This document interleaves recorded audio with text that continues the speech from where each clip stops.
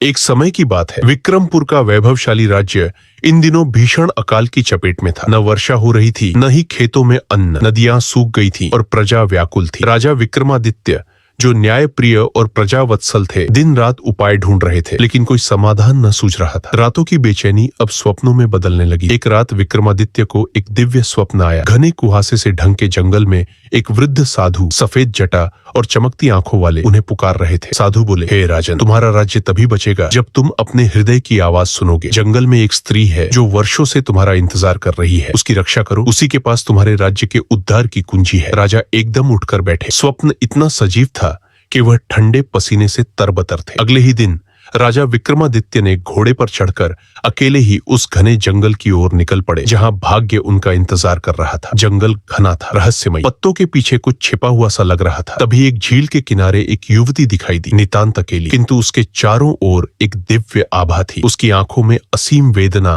और प्रतीक्षा की छाया थी। विक्रमादित्य उसके पास गए। युवती बोली, आप ही हो राजा? विक्रमादित्य राजा ने पूछा, तुम कौन हो और इस निर्जन वन में क्या कर रही हो? राजन, मैं हूँ यक्षिणी वेदांगनी, एक श्राप में बांधी गई हूँ और मेरे साथ बंधी है एक वेद जो इस पृथ्वी की रक्षा कर सकती है, परंतु वह श्रापग्रस्त है। मैंने आपके और आपकी वीरता के बारे में सुना है। आप ही हो जो मुझे इस श्राप से मुक्त कर सकते हैं। मुझे आपका ही इंतजार था। विक्रमादित्य बोले, कैसा श्राप और कैसे वेद जो पृथ्वी की रक्षा कर सकता है? बने रहे।